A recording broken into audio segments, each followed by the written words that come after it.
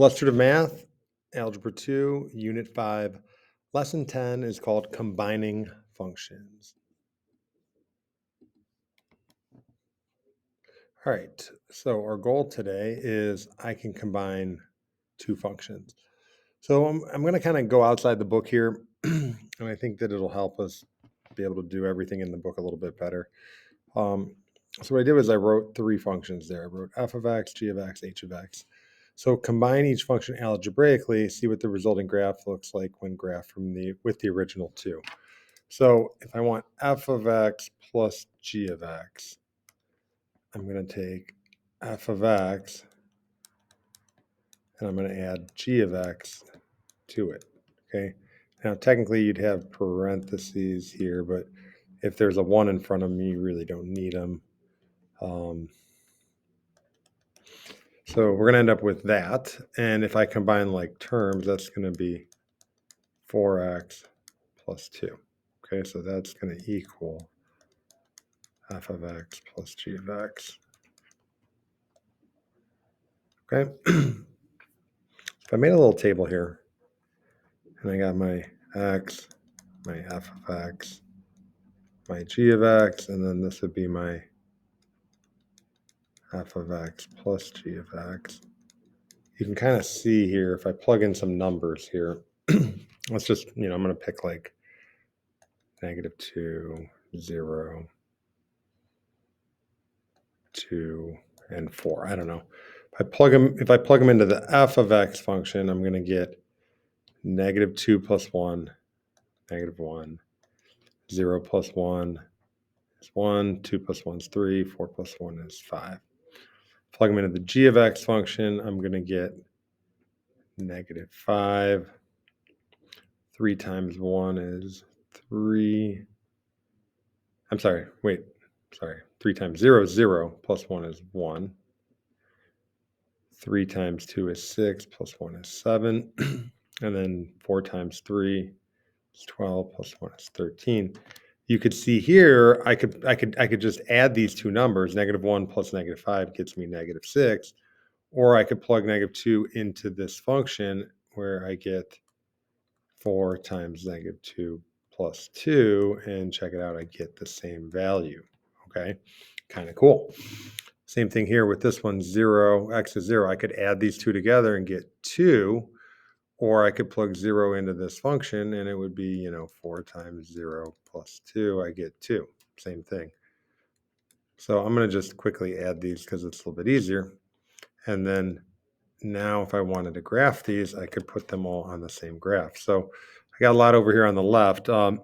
These are just some points here that I have on my table. I have 0, I have 1, I have 2, and then I have 6. So I guess these ones are on my table here, that when x is 2, when x is 0, I don't have when x is 1, I didn't put when x is 6, but you can kind of see how this goes here. The blue graph here is f of x, or f, and then the purple graph, or sorry, the green graph is g, and then this is f plus g.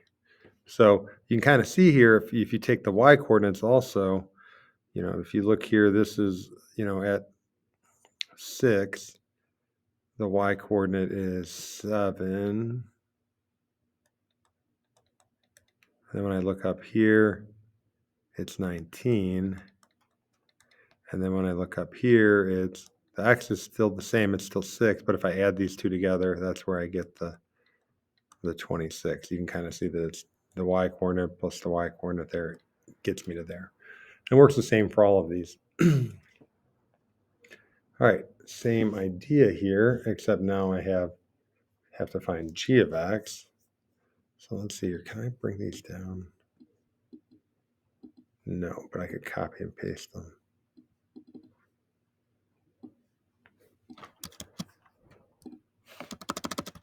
Put them right there so I have them. Okay, so f of x, g of x, and let's do it algebraically. Let's find g of x minus f of x, 3x plus 1 minus. This time I'm going to need the parentheses because I got to change both the signs on the next one here over on the right. So I end up getting 2x, and then that actually adds up to 0. So there it is. This is f of, or g of x minus f of x. It's just 2x. Okay, so if I want to make a table here, x, I'm going to check this, see which coordinates I had here. 1, 2, and 6. I'm going to 0, 1, 2, and 6. I'm going to use the same numbers this time. 0, 1, 2, and 6. So this will be my g of x. This will be my f of x, and this will be my g of x minus f of x. So if I plug in 0 to g, I get 1. Plug in 1, I get 4. Plug in 2, I get 7, 19. Plug these values into f. So that's going to be 1.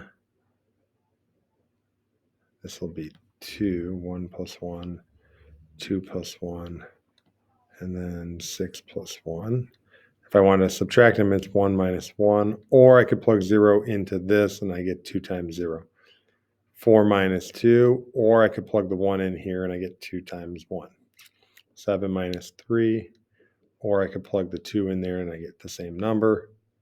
And I'll just do that. So take a look at your graphs. If I were to just plot these points, 0, 1, 1, 4, 2, 7, 6, 19, that would give me G.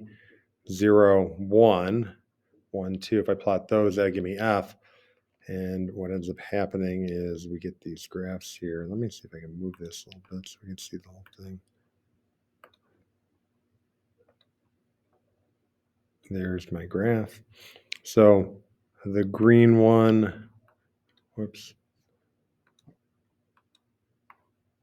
The green one was G. I'll do it in green here. The purple one, let's see, the blue one is F. And G minus F would get me here to the purple one. Okay. So you can see how that works there. Okay. All right, one more here. This time we have h is a quadratic type of function. So I'm not going to maybe make the whole table, but let's find the function. Let's do that. F of x plus h of x. So f of x is x plus 1 plus x squared. I'm going to rewrite it so that my powers are going down. It's this function right here. Okay, so this is going to be a parabola, just like that. But we'll check them out here. So H is the red. F is the blue. And when I add these together, you're essentially adding the y coordinates. So let's just pick a random point here. Let's take this one. This looks good. This is 3, 4. And then when I go right above it, it's going to be 3, 9. If I add the y coordinates together, I'm going to get right here. The x coordinate's still 3. If I look here, it's at 13. Well, same thing here is 9 plus 4. I get 13. Okay? So kind of cool. And oh, you know what I did? Instead of actually like writing out the whole table, I have my tables there. Okay, so H, sorry, it's plus. So 4 plus -1 gets me to 3. Same thing here. 1 plus 0 gets me to 1. Let's pick another one. 1 plus 2 gets me to 3. Okay? And it works the same on your graph. All right, what do you notice? What do you wonder? Pause the video, take a look at some stuff on this table. This is what's in our book. So let's start out with some notices.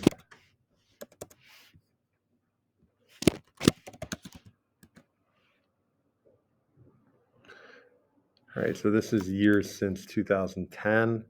So I'm going to say if I look here at 2016 versus 2010, there were more books sold and the population increased. So I'm going to say from 2010 to 2016, there were more books sold and the population increased.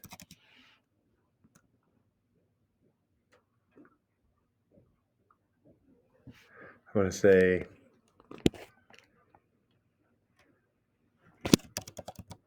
there are a lot of books sold per person. So if I want to know how many books were sold per person, it would be this divided by that. Books per person. Pick any row, I'll pick this one here. It's going to be 2730 over 313.9. What is that? 0.99? Yeah, 0.99. Since they're both in millions, I don't need to put the zeros. So if I divide that out, it's kind of a lot. 2730 divided by 313.99. It's like 8.7 books for every one person. That's kind of a lot. What are some wonders?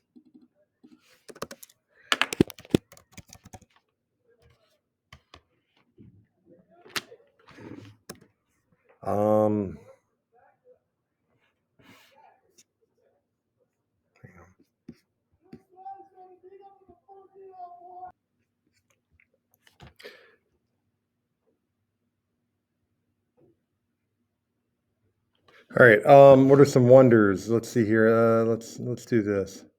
Sorry, I had to pause the video there. Or pause recording. I'm not going to calculate the average number of books per person. I would say, does the average books sold per person stay the same? Increase, decrease. So this only goes up to 2016. I'm going to say, does this trend continue to present day? All right. Next thing, same table here. Table shows the values of two functions p and b, where p of t is the population of the U.S. in millions, t years after 2010, and b of 10 is the number of books sold per year in millions years after 2010.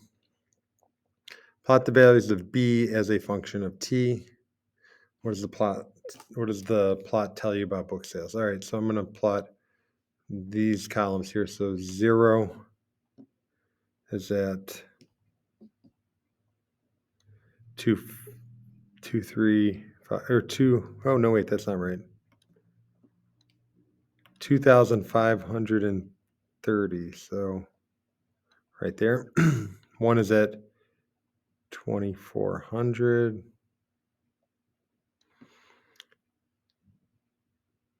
2 is at 2,730. 3 is at 2,720. 4 is at 2,700. 5 is at 2,710. And then 6 is at 2,700. All right, so there's that. What does the plot tell you about book sales? It looks like they're decreasing for the first year, and then they jump up and kind of stay the same. All right, so I'm going to maybe write that out here. I'm going to say decrease for first year, and then increase, but stay the same, pretty close to the same. How many books were sold in 2010 and 2016? What's the value tell you about book sales? 2010 would be when it's 0. 2016 would be when it's at 6. So my answer here, didn't really leave myself much space, but 2010 equals 2530. I'm getting that from right here. Get that from there. And then 2016, I get that from there.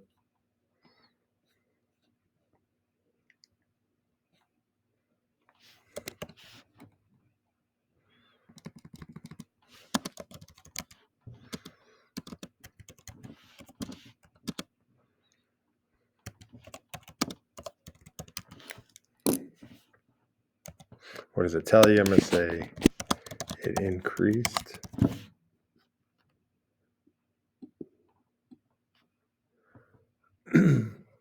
Define a new function r by r of t equals, let me move this up or out of the way a little bit, b of t divided by p of t. Complete the table and graph the values. All right, so I'm going to have to divide b by p. So I'm going to type into my calculator here for the first one, 2530 divided by 309.35.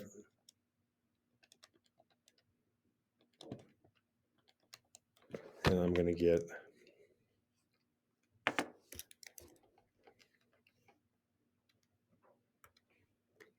8.18. And I'm going to fill in the rest of my table.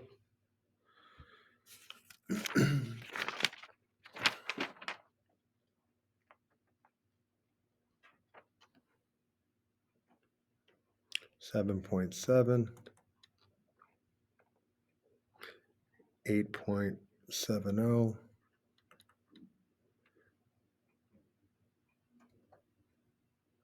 8.60, 8.47, 8.4, and then 8.3. All right, let's plot those points. I'll do it in blue. So 0 is at, I'll graph the values. So I don't really, let me check here if I have a graph on the next. I don't have a graph, so I can't use the same graph. I'm going to have to make a new one. So here's my table here, or my axes. So I'm going to go up to 6. So 1, 2, 3, 4, 5, 6. And then I need to go,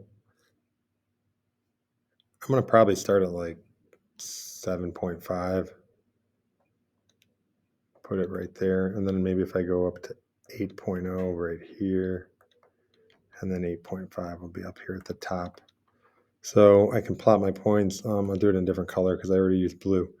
So 0 is at 8.18. 1 is at 7.7. And then 2 is at 8.7. So I got to get a little bit higher off my graph here. 3 is at 8.6. 4 is just under 8.5. 5 is 8.4. And then back down to 8.3. All right, so it should look something like that. Very similar to this graph, actually, in all honesty. All right. What do the values of R tell you? Okay. Well, I would say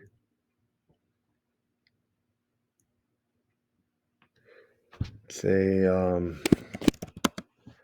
number of books per person is going down, then jumps up, but continues going down. Okay, you can kind of see here, it's got that like downward trend right there. It's going negative slope. It's like I shoot down and then I shoot up and then I go back down. All right, here are the graphs of two functions, E and L. Define a new function S by adding E and L, so that S of X equals E of X plus L of X. On the same axis, sketch what you think the graph of S would look like.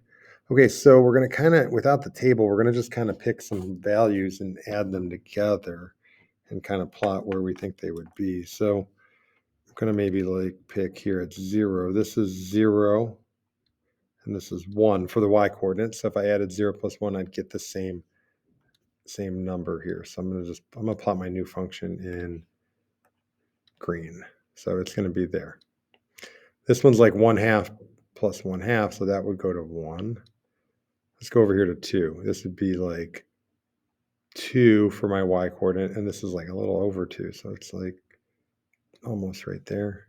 And then these are almost 0 here, so this is like kind of like, my y coordinate here is 4.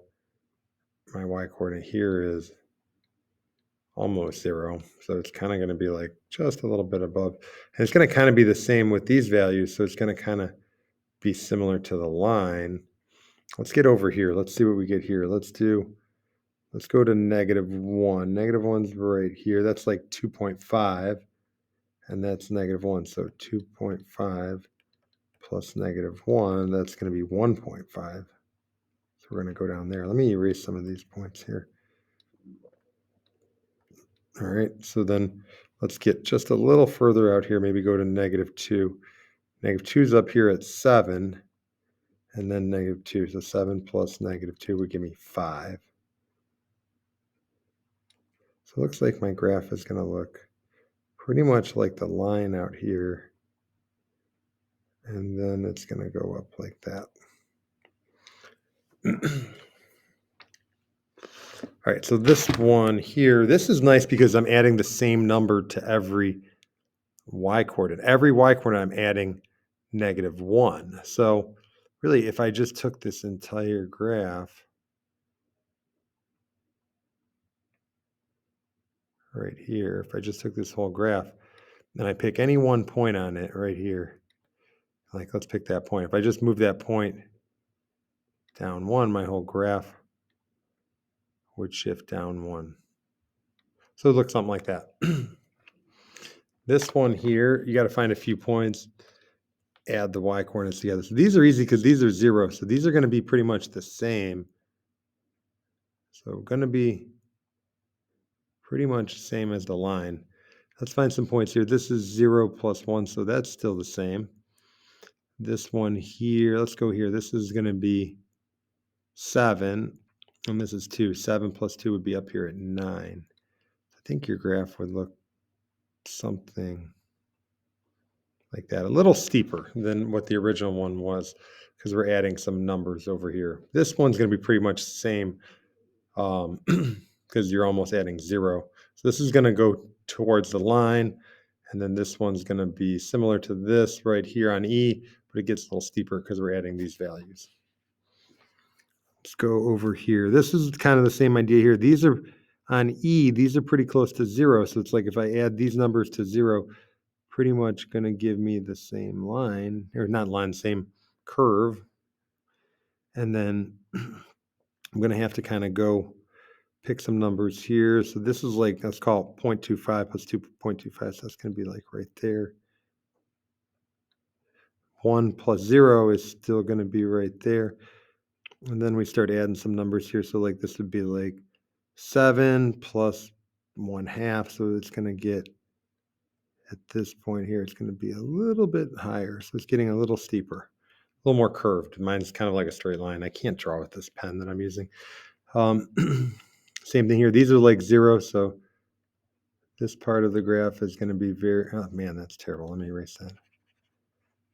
It's going to be very similar to what you already have here on Q. And then these are 0 plus here. So when I add 0 to these, we're going to kind of switch up here. But then like pick these points. These are like, this is like 7. And then I'm adding a negative. It's going to be a little bit less. So it's going to be a little bit less steep. It's going to drop down towards the x-axis. All right, think back on the work you've done with functions and identify 2 to 3 contexts where it makes sense to add subtract, multiply, or divide functions in order to make a new function. Make a sketch of what the original functions and new functions look like, including axes label. That's a pretty deep question there. For the sake of time, I'm not going to do the whole thing here. I might say anything. I would say, how about this? Adding functions.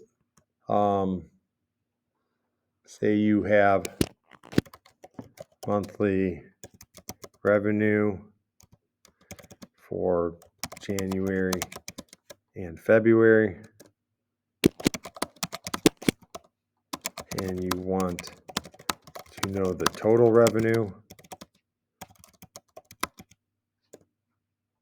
from January to February. You'd add them up, okay? Let's see, subtracting functions.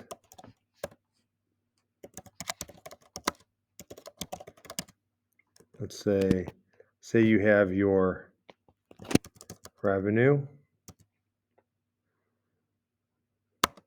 is one function and costs are another function. Revenue minus cost will give me profit. That's how much you make. How much you brought in minus what it cost you. That's your profit. Multiplying functions. Let's say one of them is price. Price times items sold will give me my revenue. Okay, so if I have one function is price, excuse me, and the other function is items sold, that'll give you your revenue if you multiply them. Dividing functions. Say one is items divided by people. That will give me a unit rate. Okay, how many items per person.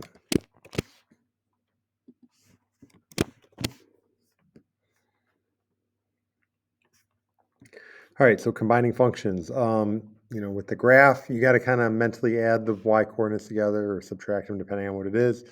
With the table, it's super easy. And then with algebra, that's pretty easy as well. So here's f and g, graph f minus g. So this is getting close to 0. So this is going to be whatever the y coordinate is, basically minus 0. So this end is going to get really close to this graph.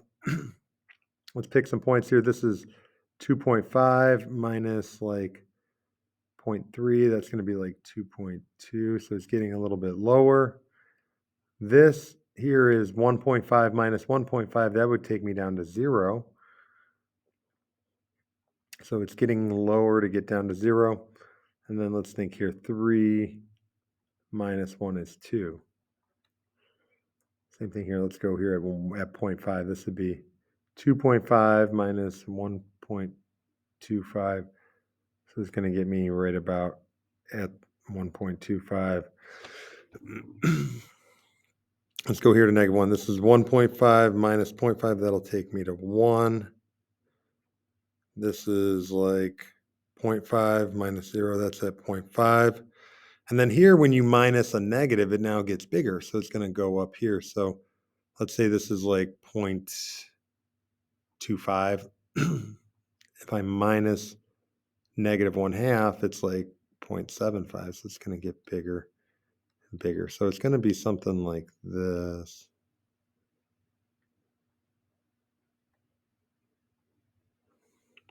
All right. Not perfect, but just pick a bunch of points, subtract the y values, f minus g. Oh, shoot, I did that wrong. Shoot. Scratch that. I did it right up to here. Actually, I was wrong. These cross. So I was doing g minus f. So f minus g, I gotta go back. So 1 minus 3, because f is here. 1 minus 3 is -2. So actually I'm down here. So let me fix this here. Oops.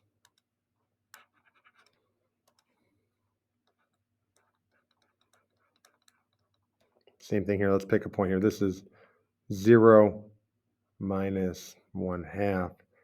It's going to be like right there at -1/2. Let's pick this one. This is -1 minus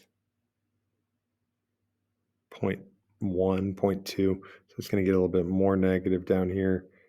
So it's going to actually look something like that. Okay. I'd have to pick a little bit more points to get a better